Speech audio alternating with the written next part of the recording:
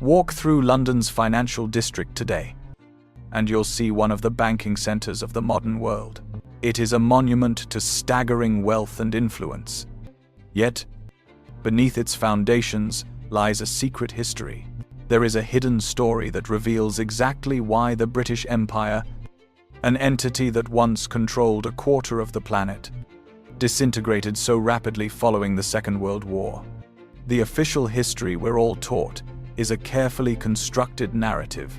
We're told that in 1940, Great Britain stood alone as a bastion against the tyranny of Nazi Germany. We're told America arrived on the scene as a selfless ally. We hear of the legendary friendship between Winston Churchill and Franklin Roosevelt. The story is one of two great nations fighting side by side in the name of liberty. This is the version we get from Hollywood films and history textbooks, but it is a calculated omission of the truth. There is another, much colder account, written not in treaties, but in ledgers. It is the story of how America's entry into the war wasn't to save Britain, but to acquire it. It is the account of the single largest wealth transfer in human history, where the accumulated riches of 300 years of empire were loaded onto ships, sent across the Atlantic, and were never seen again. This is the story of how Britain sold its future for the price of its own survival. To grasp this, you must return to the absolute terror of the summer of 1940. Europe was a catastrophe. France had been conquered in a mere 6 weeks. The British military had just managed to flee Dunkirk, abandoning their entire arsenal of heavy equipment on the French coastline. The Nazi war machine was assembled on the shores of France, staring across the narrow English Channel, preparing for the final invasion. Britain's position was beyond desperate. They required rifles, ammunition, steel, and food. Above all else, they needed aircraft. The one nation on Earth with the industrial might to provide these things was the United States of America. Winston Churchill appealed to President Roosevelt for assistance. He operated under the assumption that the Americans would recognize the existential threat of Hitler and provide unconditional aid. He was profoundly mistaken. The United States was, by law, neutral.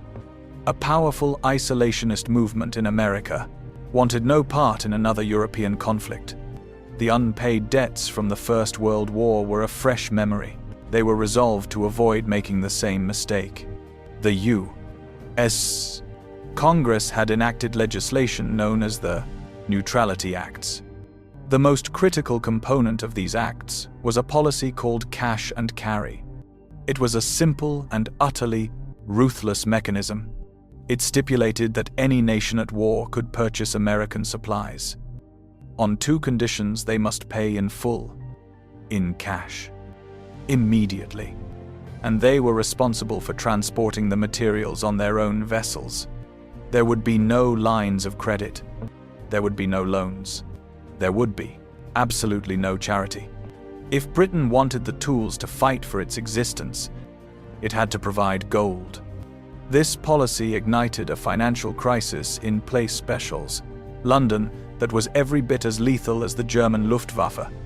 While Britain was an affluent empire, its wealth was illiquid, locked up in global investments, properties, and the very infrastructure of its empire. It did not possess a limitless supply of physical gold or American dollars, and to purchase from American factories, only American dollars were accepted. No one would take the British pound, as its value was plummeting and Britain's very survival in the next year was an open question. American manufacturers insisted on hard currency. The British government began to bleed money at a catastrophic rate. Each week, tens of millions of dollars poured from the British Treasury to pay for armaments.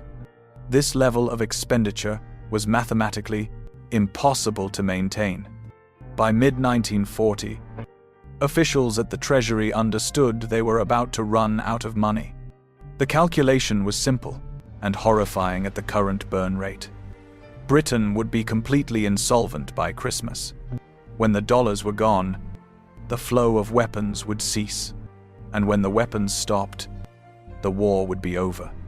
In total secrecy, Winston Churchill's cabinet made a final, desperate choice. They would liquidate the entire wealth of the nation. They resolved to collect every last ounce of gold from the Bank of England's vaults and transport it to North America. The gamble was astronomical. If German U-boats discovered the plan, they could intercept and sink the convoys.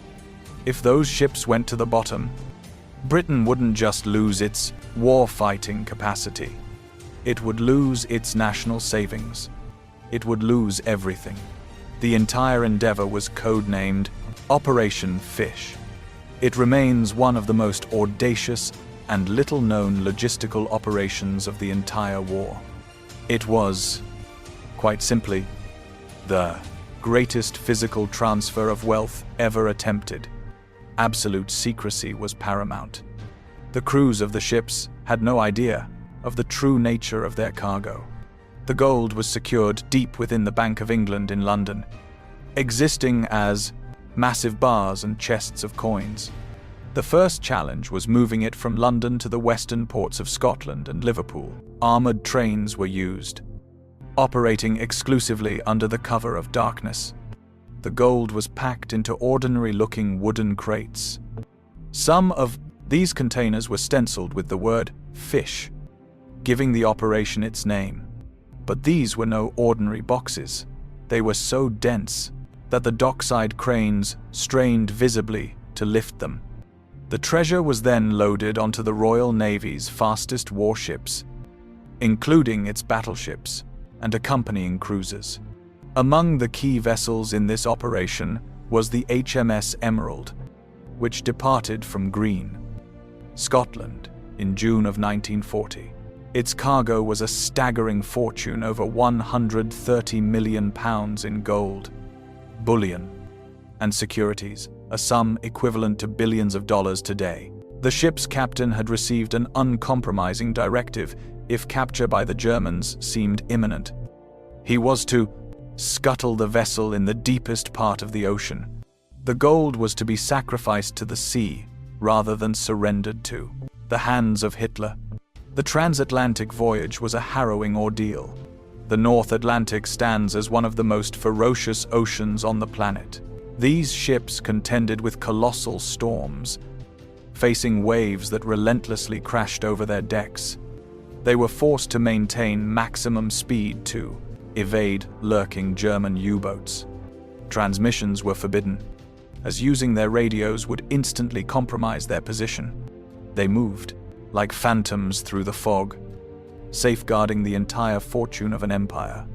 On one crossing, the weather was so violent that the crates of gold secured in the ship's magazines were torn from their moorings.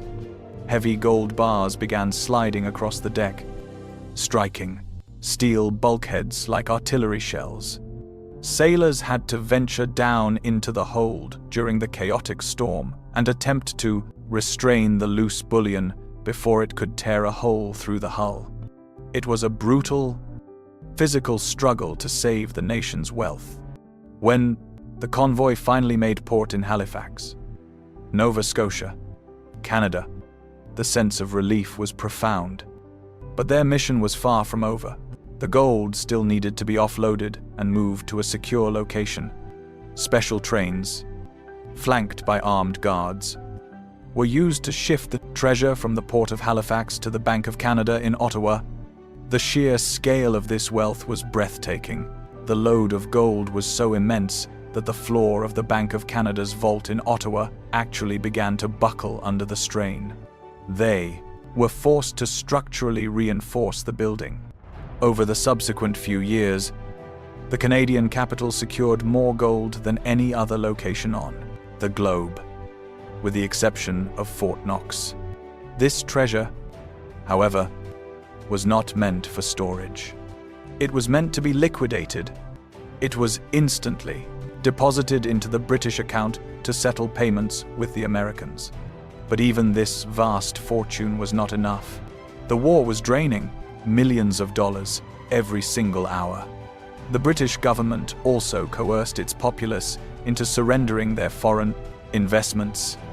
If you were a British national holding shares in an American corporation or possessed property in New York, you were compelled by law to sell it and transfer the U.S. dollars to the government. The government compensated citizens with British pounds, but it seized the hard currency to finance the war effort. This process was termed the vesting of securities. It represented a colossal confiscation of private wealth for the sake of the national interest. The British government proceeded to sell these seized assets on the New York Stock Exchange. However, because Britain's desperation was common knowledge, American investors exploited the situation. They knew Britain was a forced seller and consequently offered absurdly low prices. It was a national fire sale. One of the most glaring examples of this was the forced sale of the American Viscose Corporation. This was a huge company owned by the British conglomerate Courtaulds, valued at over $100 million. The American government, under the leadership of Franklin Roosevelt, exerted pressure on the British to sell it, to prove their financial ruin before any aid would be forthcoming. The British were cornered into selling the company for only $54 million, barely half its actual worth. British Treasury officials were livid. They felt they were being fleeced by their own allies, but they were left with no alternative. They sold the corporation, and the money was spent in a few short weeks on more aircraft and more artillery.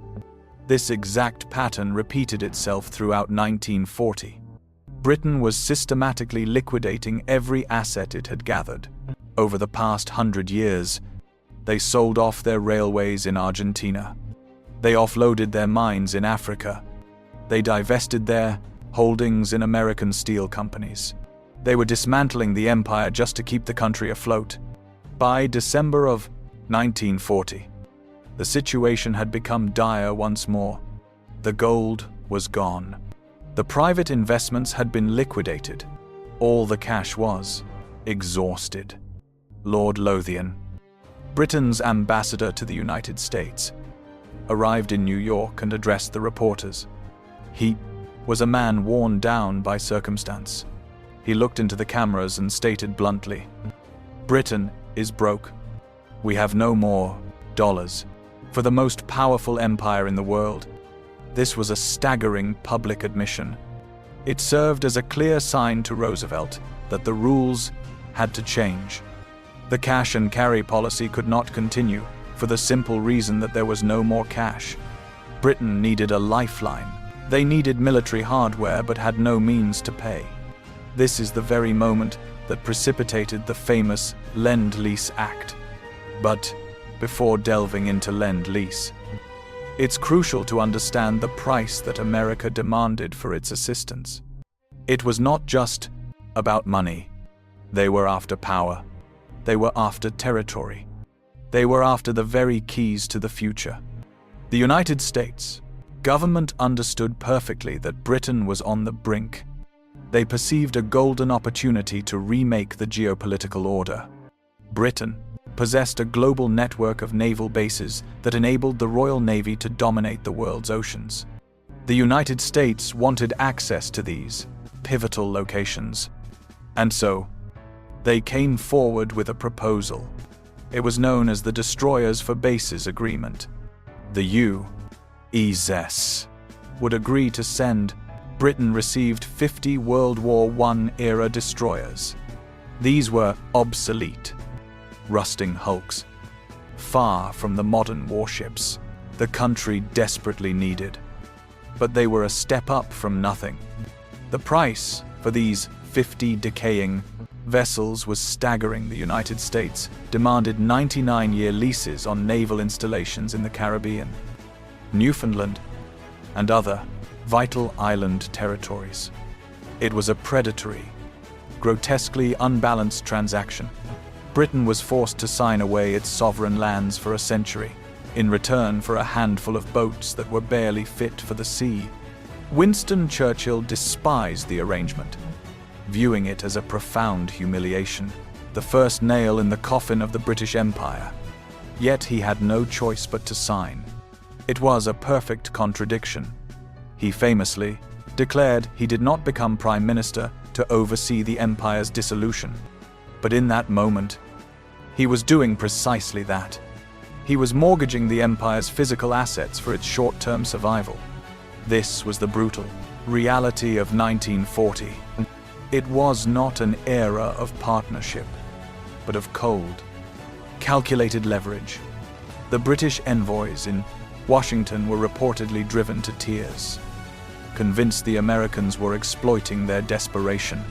They saw a deliberate strategy to bleed Britain of its wealth, a design to ensure that after the war, Britain could never again challenge American economic supremacy. They were, in almost every respect, correct. The massive transfer of gold and securities in 1940 permanently shifted the globe's financial axis from London to New York. Before the war, the pound sterling was the world's undisputed reserve currency, the bedrock of global trade. By the time Britain's bullion had been moved across the Atlantic, the US dollar had seized the throne. The vaults in Ottawa and New York overflowed while London stood empty. The physical gold, the anchor of the financial system, had been deliberately relocated. Yet the Americans were not satisfied with just gold and territory. They demanded technology. Britain may have been losing the financial war, but scientifically, it remained the world leader. In secret labs, British scientists had engineered incredible tools to combat the Germans. They had pioneered radar, the technology that allowed them to detect enemy aircraft at night. They had conceived the foundational principles of the jet engine. Their work in nuclear physics was groundbreaking, laying the path that would ultimately lead to the atomic bomb. In these fields, the Americans lagged far behind. And so, in the autumn of 1940, another clandestine operation was set in motion, led by Sir Henry Tizard. On the Tizard mission, he journeyed to Washington with a simple black metal box. Contained within were the crown jewels of British technological supremacy. It held blueprints, prototypes, and the core secrets Britain had taken years to uncover. Tizard's orders were absolute. Give everything to the Americans. No strings attached. No payments requested. Simply hand over the entire portfolio. The desperate hope was that this offering of secrets would galvanize the Americans into accelerating arms production for Britain's defense.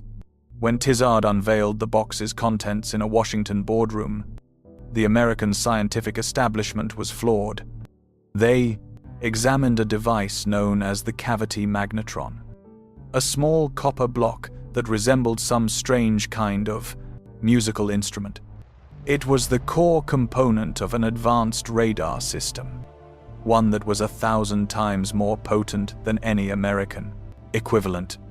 A US historian would later call that single piece of hardware the most significant cargo ever to reach American soil, allowing the nation to bypass years of research and development. Britain also surrendered the plans for the Whittle jet engine. They gave up their atomic bomb research, the very work the Americans would adopt and expand into, the Manhattan Project. In a single stroke, Britain relinquished its technological superiority. It gave away the industries of tomorrow. They did this because they were bankrupt and utterly alone. They were purchasing goodwill with the currency of their intellectual property. By the close of 1940, Britain had narrowly survived the threat of invasion. The Battle of Britain was a victory, but the nation was a hollowed-out ruin. Its treasury was bare. its foreign investments liquidated. Its gold was in American hands, and its military bases were leased away for a century. Its most guarded scientific secrets had been surrendered. Britain was now utterly dependent on the United States. It had pawned its entire future to buy a few more months of survival. And the price for that survival was about to escalate. The Americans were drafting a new program called Lend-Lease, which Roosevelt deceptively framed as merely lending a garden hose to a neighbor whose house is on fire. The analogy suggested a generous, temporary loan of equipment to be returned. The reality was a suffocating system of debt and economic servitude designed to chain Britain to the US for the next half-century.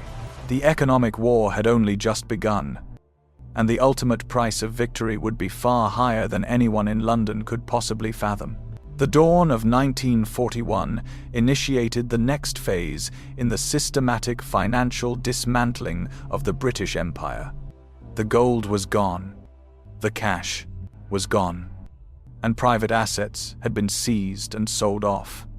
By this point, Britain survived solely on an American-controlled lifeline. Then, in March of 1941, the United States Congress passed the Lend-Lease Act. This piece of legislation is one of the most famous pieces of legislation in history, yet its public image was built on an act of supreme deception. The narrative of generosity was masterfully crafted by President Franklin Roosevelt through a simple, powerful metaphor. He claimed, "If my neighbor's house is on fire, I don't sell him my garden hose. I lend him the hose. And, once the fire is extinguished, he returns it." This was a masterstroke of public relations, painting a picture of the US as a helpful neighbor, merely loaning out tanks and aircraft to be given back after the conflict. The truth of the contract, however, was engineered to be far more predatory. This was no garden hose loan. The Lend-Lease agreement was a carefully laid trap. It was riddled with conditions, specifically designed to systematically dismantle Britain's economic power for good. The American team at the negotiating table had their eyes on a prize far greater than defeating Hitler. They were architecting the post-war global order. Their goal was to guarantee that once the war was over, America would rise from the ashes as the sole, unchallenged economic superpower. A crucial condition of Lend-Lease was forcing Britain to liquidate its system of imperial preference, the very trade framework that allowed preferential, low-tariff commerce with its dominions like India, Australia, and Canada. This system was the financial sinew holding the British Empire together, and for that reason, the Americans despised it. They saw it as a barrier to their own corporate access to these vast markets. The British Empire was a private club, and they wanted the doors kicked open for American business.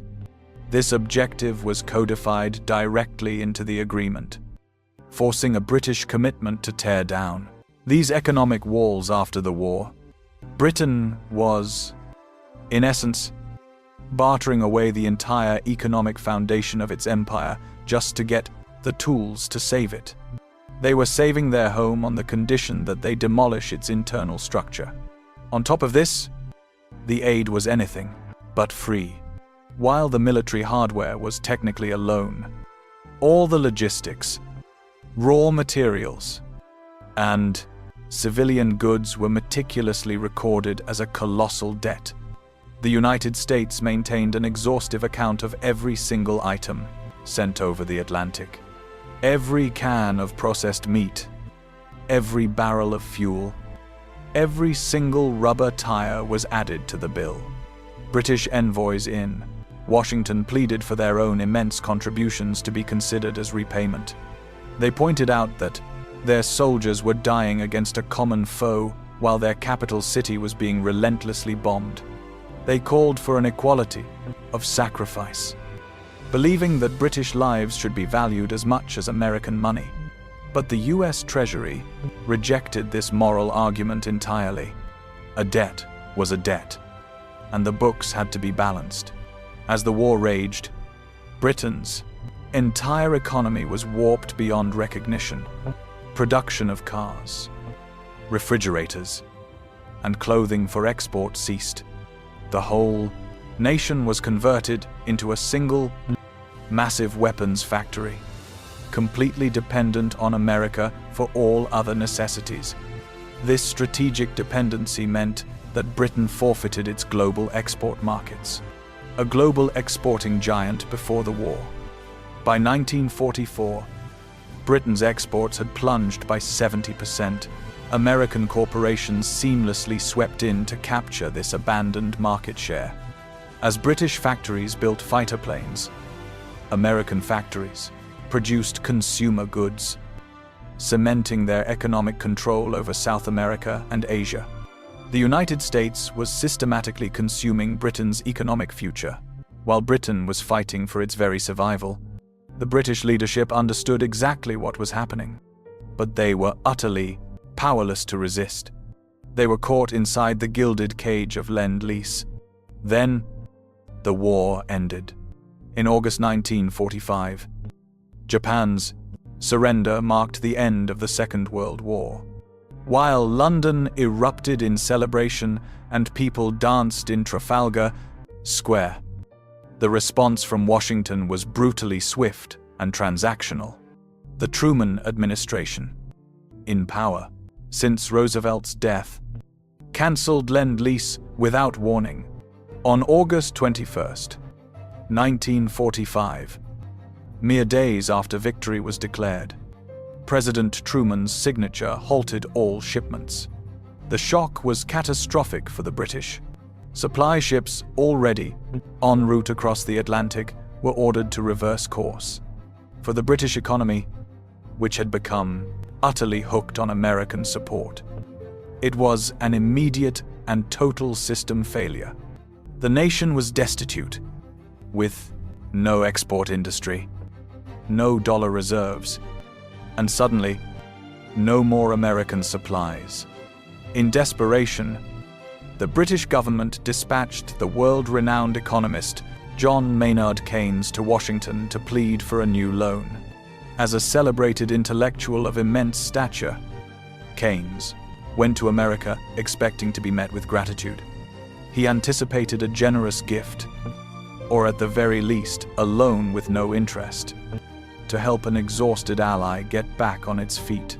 He delivered an impassioned speech, reminding them how Britain stood alone in 1940 and had sacrificed its entire economy for the shared victory.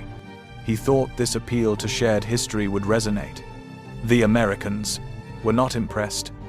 He was facing cold-blooded bankers and politicians concerned only with their own balance sheets and voters. They informed Keynes there would be no gift. A loan would be offered, but it would carry interest, and it would be attached to yet more crippling conditions. The Anglo-American loan of 1946 was a final, bitter humiliation. The United States extended $3.75 billion, a vast sum, but far less than Keynes had requested, and its terms were punitive, harsh. America's primary condition was that the British pound be made fully convertible, a move that meant anyone, anywhere, could swap their pounds for United States dollars. It was a calculated strike at the heart of Britain's control over its own finances. Keynes saw the trap, warning that it would trigger a catastrophic run on the pound. Yet he was cornered, with the alternative being national starvation. He signed the agreement. Upon his return to London, the man was a shadow of himself, broken by the ordeal. The stress of the negotiations contributed heavily to his death shortly thereafter. He had gambled everything to preserve Britain's financial sovereignty and knew, with certainty, that he had lost. When the convertibility rule was enacted in 1947, Keynes's direst predictions became reality. A global stampede began as countries and financiers raced to liquidate their British pounds for the security of American dollars. Within weeks, Britain's financial reserves were utterly depleted. It was a complete financial meltdown. London was forced to halt convertibility and return to America, cap in hand, for another bailout. The nation was plunged into a prolonged period of crushing austerity. As America cruised into its 1950s post-war boom, defined by massive cars and sprawling suburbs, Great Britain was still handing out ration books for bread and meat. Rationing persisted in Britain until 1954. A full 9 years after victory was declared. The children of the victors were raised on powdered eggs and patched up clothing, while the children of defeated West Germany were experiencing a faster recovery thanks to more astutely managed American aid. For decades, the war debt was a suffocating presence over Britain. The billions of dollars borrowed in 1945 and 1946 were not forgivable. Every single year, the British government cut a check directly to the United States Treasury. Throughout the 1960s and 70s, as the British economy buckled under strikes and runaway inflation, that annual payment served as a grim testament to the true cost of victory. There were moments when Britain had to request deferrals on the payments, admitting they simply did not have the funds. The so-called special relationship always felt profoundly different when the invoice arrived. But this was about more than just money. It was about a fundamental shift in global power, the handover of gold, military bases, and crucial technology. In the early 1940s was the very moment the global scepter was passed. The British Empire didn't simply disintegrate due to independence movements in places like India or Africa. It collapsed because its bank account was drained to zero. You cannot sustain a global empire on an empty treasury. Britain was no longer able to finance its garrisons east of the Suez. It could no longer afford to project power onto the world stage. America immediately filled that power vacuum. The United States Navy took the Royal Navy's place as the enforcer of global order. The U.S. dollar supplanted the pound sterling as the world's reserve currency. The American century was born from the red ink in the Lend-Lease ledgers, precisely where the British century died. The final act in this drama unfolded much more recently than you probably realize. For 60 years following the war, Britain dutifully made its payments. The checks kept coming through the Cold War, past the fall of the Berlin Wall, and into the age of the Internet. Then, on December 29th, 2006, a final wire transfer was sent from the British government to the U.S. Federal Reserve. The amount was approximately $83 million. This was the last installment. The Economic Secretary to the Treasury released a brief statement acknowledging America's wartime support. It was a sterile, quiet conclusion to an epic saga. It took Britain 61 years to finally settle the bill for defeating Hitler. When we analyze the Second World War, the heroism of the secondary soldiers, pilots, and civilians is undeniable and must be honored. But that is not the whole story. We must also follow the gold. We must visualize the convoys battling through storms, their holds filled with the plundered wealth of an empire. We must remember the clandestine backroom deals in Washington, where entire islands were bartered for aging destroyers. This grand transfer of wealth was not a crime in any legal sense.